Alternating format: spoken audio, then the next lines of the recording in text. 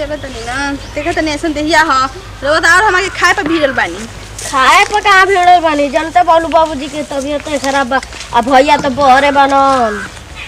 तो भैया बाहरे बन त का तो रोज जैसे पाई मोसी हम के माने जहां से पाई तो हम सुठा के लेके चल जाए मां अरे बताई ना हम अभी हम नहीं हम रहे तो का दिक्कत रहे हां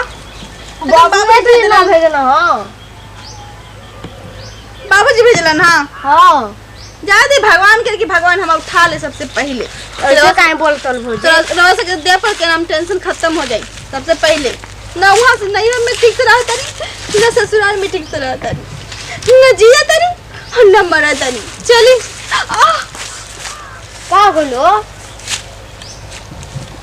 कुछ ना भाई चली कहीं नहीं खरा बुझात ना केहू नहीं के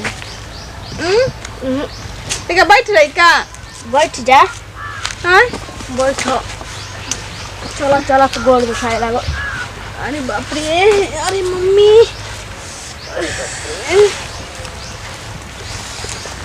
का बता का देख के हमर माई अब बाबू शादी कर देना ऐसे घर में जानतन के है वो बूढ़ी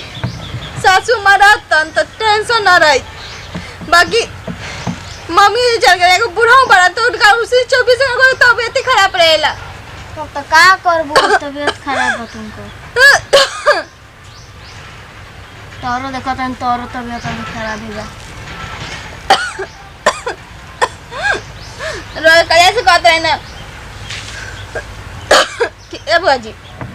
कुछ बनावे खातिर सीख ली कुछ खाए खातिर कुछ बनाए नहीं सीखी खाना बनावे खातिर तो ना भौजी तू तो बारू ना अब रोड बताई का करी बनाओ तो तू बालू ना तू ही ना बनेबू रोड बताई अभी हम ऐसा दे बा हां हम इतना स्थिति से हमेशा इतना बड़ा स्थिति से झूला था नहीं और रोज खाना बना खिला के का करी रोड बताई ना पहले हां रस्सी करते थे तक भात दाल तो अपना बाबूजी बना के खियावे खातिर खा खातिर हो जाती ना बाबूजी बनावे जानत रहना बाकी रब का करबू बीमार न बनन अच्छा बाबूजी बीमार बना तो कहीं हमरे के मुआ देवे खातिर ऐसे काहे बोलतल भौजी कहीं अरे बाप रे बुझाता कि हम देहिया कुछ हो गइल बा का हो गइल बा बोलते बुझे इतना बुझाता कि मर जाए हम रोज से बोलते बोलते चल अब होनिया देखो चलो चली जा कहाँ चली ढेर देरी हो गई बैठल तो कहाँ जाए रे बताई ना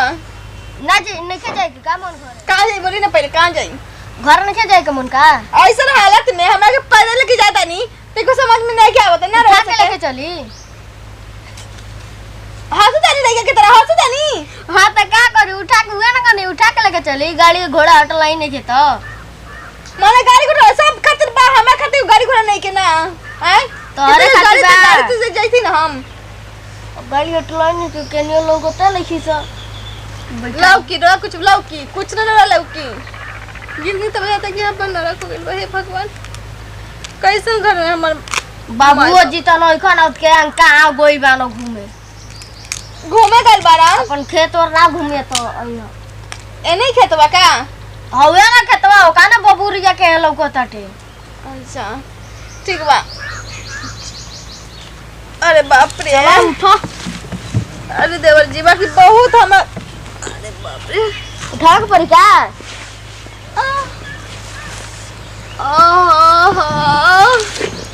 दुखाता का भौजी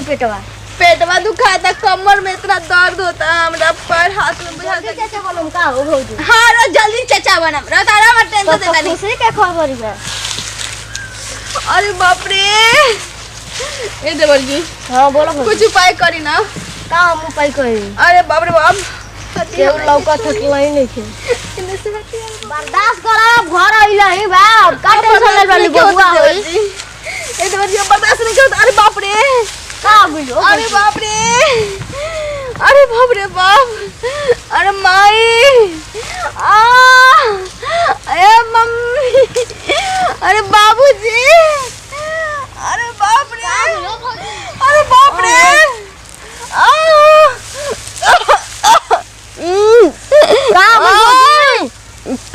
अरे बाप रे अब का करी अब के वोट लो बोलाई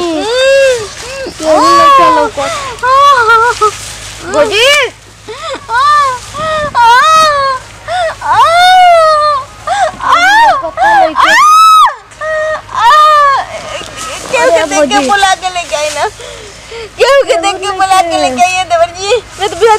जाए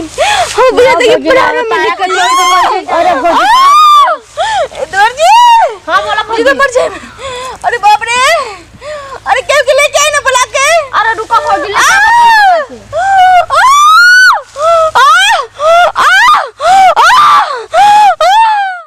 आखिर मैया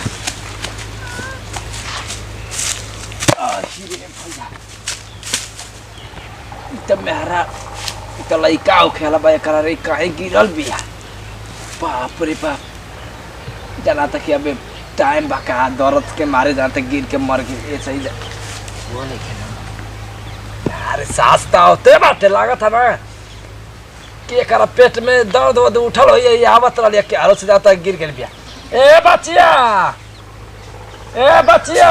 ओए बोलते नहीं कोनो लोग तो नहीं खाता रे। ए बचिया ए लाइकी बोलते नहीं। ए बचिया ए लाइकी ये क्या करता लोग अरे तो पूरा ए भौजी ए बाबा का भइल भौजी के। अरे बच्चा तो आई नहीं तो गिरल लिया रे हम को बोलावे चल गई नहीं इनकर जनता पेटा दुखाए लागल तो का भइल हो बचिया। एक का पेटवा में दर्द होए लागल है काहे की जोर से। तो कहाँ ले आवत आलू जा नैहर से अपना आवत तनी। अच्छा अच्छा बतावा ई छोटी को लइका के भेन देले बाना सब कितना ससुरा तो हर जना तब बदमाश बस समझ का हो।